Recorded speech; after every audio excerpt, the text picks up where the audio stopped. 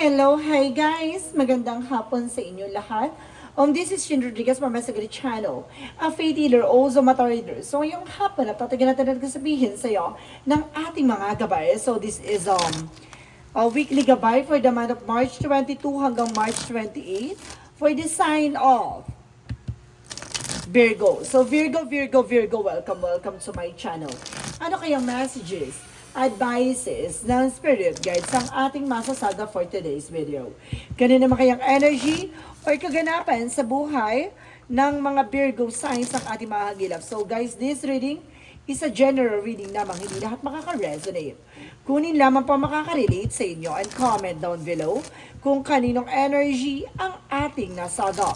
And of course, don't forget to like and subscribe my channel and hit the notification bell for more videos update. Kasi maraming salamat po sa mga walang sawang pagsuporta sa aking channel. Lalong-lalo na yung hindi nag-i-skip ng ads na way pagpalain kayo ng Diyos at may kapal, siksik, liglig na gumapaw na biyayang manumbalik sa inyo. So guys, let's see what is the messages, advices sa iyo ng ating mga gabay.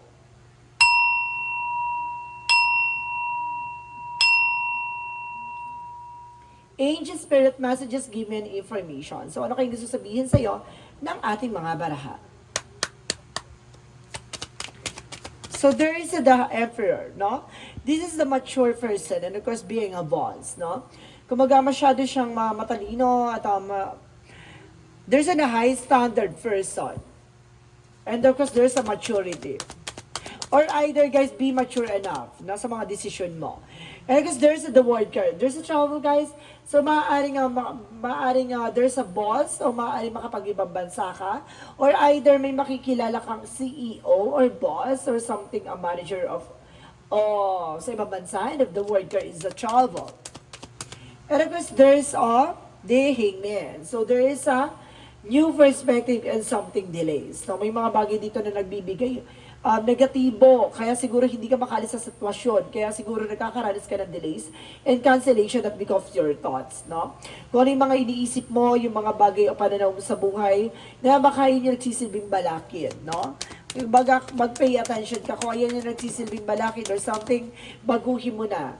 And the Knight of Pentacles is a security, no? Maging secure ka sa mga bagay or finances mo or pinaghihirapan mo. And the Ten of Swords is a backstabbing. And of course, there's a faithful ending. Maaring natapos na yung mga kalokohan, traidor, sakuna, or something na nagbigay sa iyo ng sakit at sakripisyo.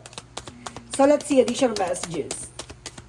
And of course, there's a Four of Cups for re-evaluate or analyze. May mga bagay dito na kailangan mo obserbahan bago ka magdesisyon, no? Mag-analyze, mag-isipan, no? Magmuni-muni. So, let's see what is the Emperor. So, there's an information with the Tower moment for a sudden changes, for a major changes. So, may mga bagay na mababago na, no? This is the changes that brings you being a boss or being a leader or being in a higher position. So, let's see what is the word card.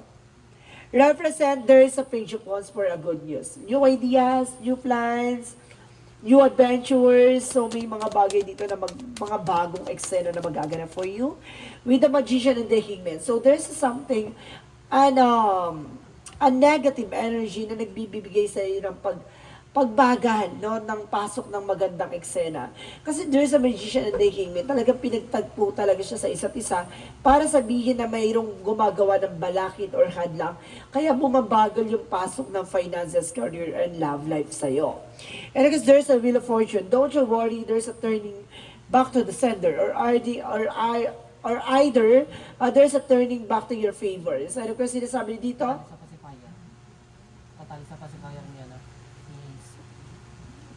And because there's a Wheel of Fortune. So there's an information, guys, na kumbaga magbibigay ng swerte sa'yo. There's an iikot na yung kapalaran at maaaring papabor na sa'yo ang sitwasyon. And because there's the Four of Swords, makinig ka sa intuition mo. You're feeling tired. No, guys? Kumbaga, feeling mo, pagod ka na, feeling mo, natatakot ka. There's a listen to your intuition. There's something wrong. No? Merong gumagawa talaga sa'yo behind your back na some of you guys na sumasakit ang likod, na parang marami nakatarak. Guys, no? I don't know bakit always sa Virgo na mayroong something na negative energy. Please lang guys ha, solusyonan nyo na yan. Kasi always to na it's either meron ditong nasasagap sa energy mo is a person. No, there's a multiple person rather guys na kumbaga nakakaranas pa rin until now. So kaya siguro nasasaga pa rin yung energy nyo kasi hanggang ngayon hindi pa tapos. So let's see what is the Four of Cups. And of course, there is a Seven of Cups. So see, there's a confusion. So of course, there's an information na maaaring ginulo kayo ng tao na to. No, mag-ingat kayo sa mga kinakain nyo. Yung mga taong mga nagbibigay sa inyo ng pagkain, mag-ingat. Kasi there's an information pagdating sa ano, baka it's either ginayuma yung person mo or either ginayuma ka para magkaroon kayo ng something complication ng iyong person. So let's see what is the Emperor of the Tower moment for Ace of Wands. So there is a new beginning and fresh start. So magkakaroon ka ng bagong simula. This is the mature person and of course there is a mature situation. So this is the moment na parang babaguhin ka talaga ng tadhana at babaguhin talaga yung sitwasyon mo dahil sa karanasan na naranasan mo. The World card and of course the Page of Wands represent the judgment. So this is a wake up call. So this is the awakening and of course there's a caution or paalala guys na kumbaga may magandang biyaya na nakalaan para sa iyo. And of course, maraming travel, communication, good news. Suddenly guys, there is an information na parang may bigla ang pagbagal. There's a strength card, no confidence. Kailangan lakasan mo yung pakiramdam mo at kumpiyansa sa mo sarili mo na you need to do something. So let's see what is the Nine of Pentacles and the Wheel of Fortune. Wow! Guys, there's an Ace of Pentacles. So there's a alam niyo yung pag-ikot ng kapalaran, tapos biglang jackpot di ba? This is the big opportunities and a big money coming in for you. May malaking opportunity na mapapasok sa iyo eh. Bakit hindi siya makapasok-pasok? Not because of all the blockages. No, and of course, kailangan niya mag-set ng boundaries. And the star card is here to brings you on healing and miracles. See? Andito ang ating mga gabay, no, nananatiling, binibigyan ka ng signs or synchronicities. You need to take an actions. No? Because there's a chariot for a movement, for actions. Guys, this is the chariot for two joining forces na you need to do something. Diba? And let's see, what is the outcome? So there is an Empress card for a revert. So ito na yung moment na parang, bubuhayin ulit yung katawan lupa mo or either parang ibabalik yung sigla ng pagkatao mo or yung buhay mo. Sa pinaka-outcome nito, there's a Three of Wands. Nag-aantay na lang ang kapalaran para ibigay sa'yo yung mga bagay what you deserve. This is the waiting for a result. And of course, there is the Knight of Swords at magiging mabilis tong eksena na to. If you want, if you do something, breaking the spell or something, kumbaga releasing their negativity. No? Kailangan nyo putulin at alisin, ha? At the same time, there is a Queen of Cups for healing. No? Magkakaroon ka na ng healing dito in all aspects. Okay, let's see what is the additional messages for career. Sa career mo, there's a King of Pentacles for security. Now, because there's an information with the Six of Swords by transition. See? It is a secure things na parang talagang there's a development at mababago sa sitwasyon mo. At talaga sinasabi na babaguhin talaga to. Pagdating sa career and finances mo. Pagdating naman sa love life, there's the Full card. See, yung pagtitiwala. Sinusubukan na pananampalataya at tiwala with the Two of Swords. Nagkakaroon ka ng doubt and fear. Ito yung nagsisilbi, isa pa to sa balakid pagdating sa love life nyo. Nagkakaroon ka ng indecisions. And of course, parang nagkakaroon ng pag-aalinlangan ng inyong pananampalataya at tiwala. Nagkakaroon ng alinlangan. So let's see, alanganin. So let's see additional messages for health. So there's the lover. So sa mga parehas kayo na nararamdaman ng person mo, lovers is here that represent the, there's a unity or something, or there's a both of situation, no? Parehas kayo nararanasan or nararamdaman. There's a Page of Swords na alamin mo. There's a witty, guys. No, curiosity or something. Tuklasin mo. Ano ba yung nagiging punot dulo? Bakit parehas kayo ng something na nararamdaman ng person mo? Diba? So let's see what is the magical fairy messages. Alam mo, ang ganda na, no? Ang ganda ng ng beginning, kasi ang ganda ng pinaka-outcome. Ang pinaka pangit dito, yung pinaka-reason na nangyayari sa buhay in current situation. Guys, this is the moment that you need to take an action for this para makalaya ka na sa negatibo.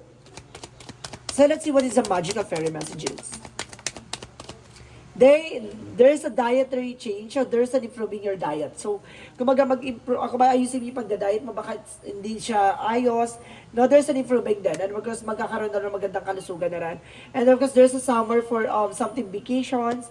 So, some of you, ngayong summertime, kumaga magkakaroon kayo ng time to each other, ng person mo, or either, kumaga, magkakaroon ka ng something freedom, no, sa kaisipan, para kahit paano makakalaya yung worries mo or something worried mo or something fear. So let's see what is the yin and yang oracle card. So there is a unity, may pagkakaisa, kailangan nyo magkaisa, ha? And there's healing, see, there's an healing, oh my God.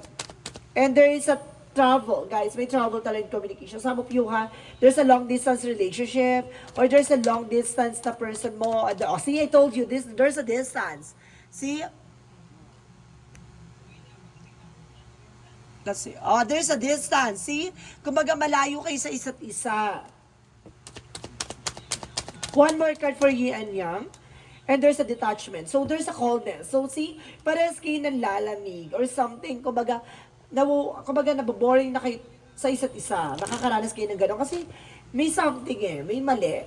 So, let's see what is the chakra. For the chakra messages, keep your eyes on your target intention. So, see, tutukan mo yung talagang intention mo. Ano ba talaga yung target mo sa eksena mo? Diba? And of course, there's an eternal love. So there's an everlasting promises. Talagang, there's a unity, guys. And there's a infinite and twin flame energy and soulmate connections. No? And of course, there's an information with a sense of humor. Tignan mo yung both side of situation. And of course, lighter side of situation. Natitignan mo yung magiging possibilities, yung magiging magandang outcome. Iwasan mo mag-isip ng mga negative, ha? So let's see what is a chakra. There's a victim. See? Biktima ka Biktima ka ng gumagawa ng hindi maganda.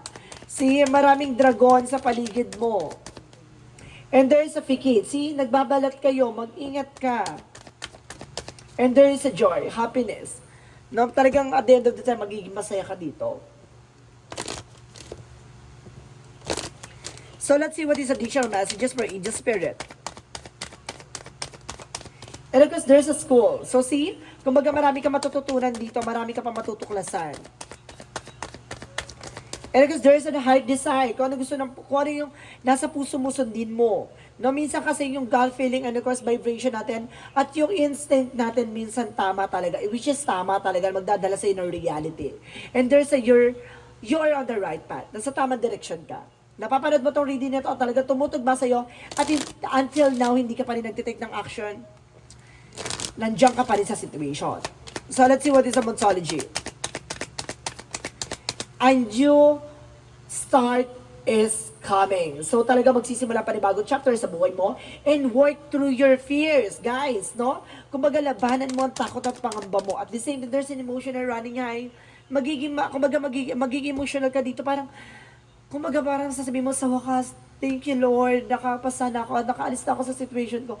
Magiging gano'n na siya, no? And of course, there's an emotional for tears of joy. So, let's see what is the energy. Oh, see, I told you so. Oh my God, kinikilabutan ako, guys. Oh, see. See, kita niyo yan, makukulam mo itsura, ang creepy. There's a deceit. See, diba? So, kailangan yung, oh my God!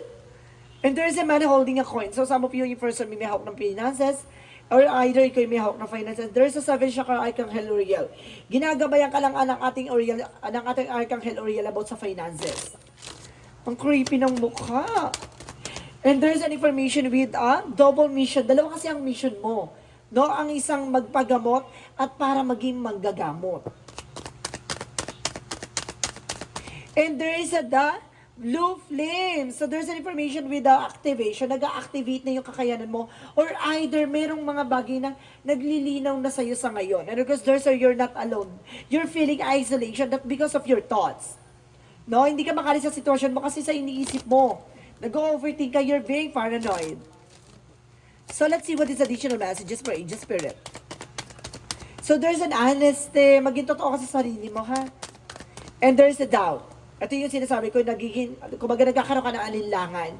Or kumbaga nagdadalawang isip ka. Kasi yun yung magsisilbing blockages. And there's a death card, no? Kumbaga dapat mo nang tapusin. There's an ending and a new beginning. So let's see what is additional messages for Angel Spirit guides.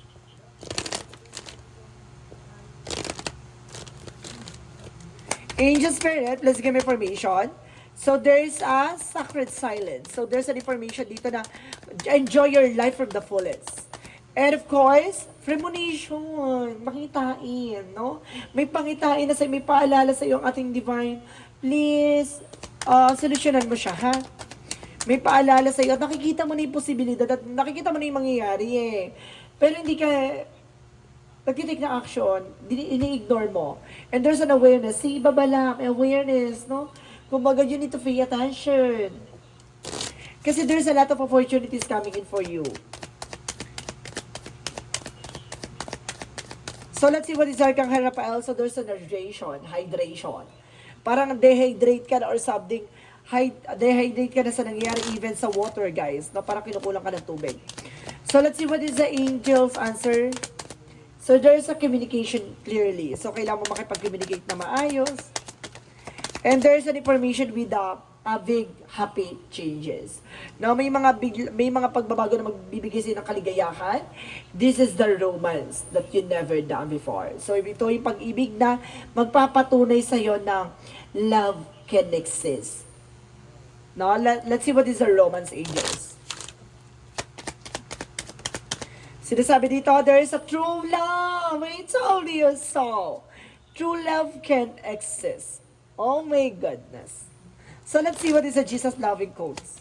Ang ganda ng reading mo. Talagang binibigyan ka ng malinaw na mensahe. Binibigyan ka ng klaro at plakado. And kasi sinasabi ni Jesus, be of a good comfort, your faith has been bewildered. So see, kailangan mo maging buo at maging tapat sa kanyang manlilingkod. No? Kumbaga, maging maging comforter ka sa mga taong nasa paligid mo. May mga bagay dito na kailangan mong buong tiwala at pananampalataya ang ibigay mo sa ating poong may kapal. So let's see what is the synchronicities.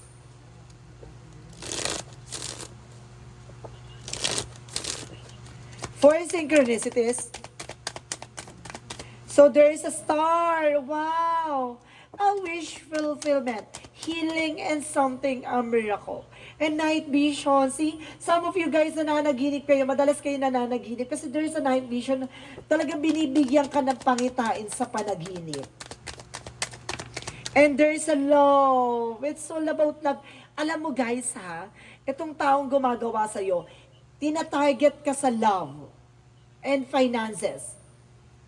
Ha? Tina-target ka sa love and finances.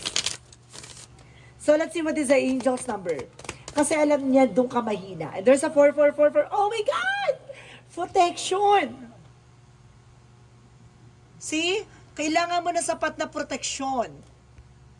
Guys, kita niyo yon? At sinasabi dito, there's a change. Guidance and justice and truth, character and love. Get ready for the good things you've been hoping for. You were born for a higher calling.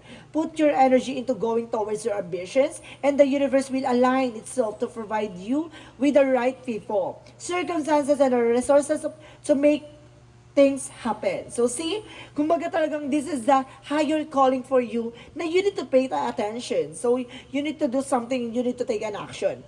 No, kailangan mo proteksyonan, pangalagaan, at alisin ang nagsisilbing balakid sa buhay mo.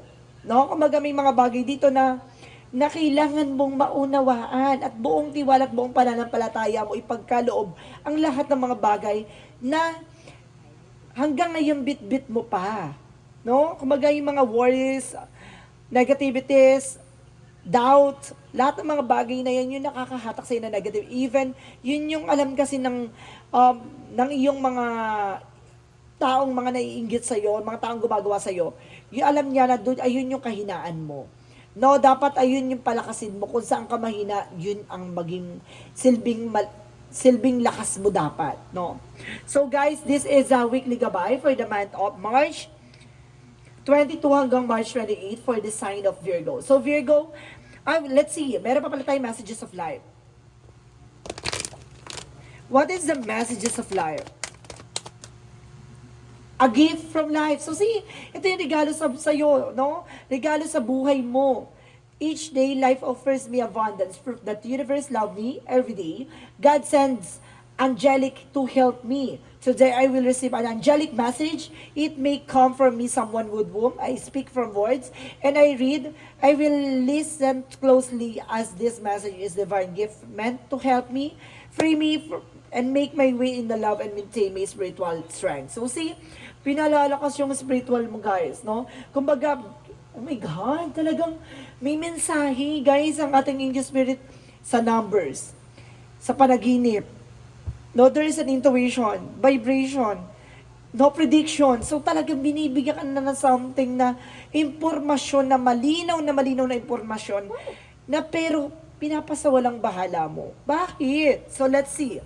Maraming salamat guys. This reading is a weekly gabay for the month of March 22 at March 28 for the sign, March 22 hanggang March 28 for the sign of Virgo. So Virgo, maraming salamat for this wonderful reading. So once again, this reading is a general reading namang hindi lahat makaka-resonate.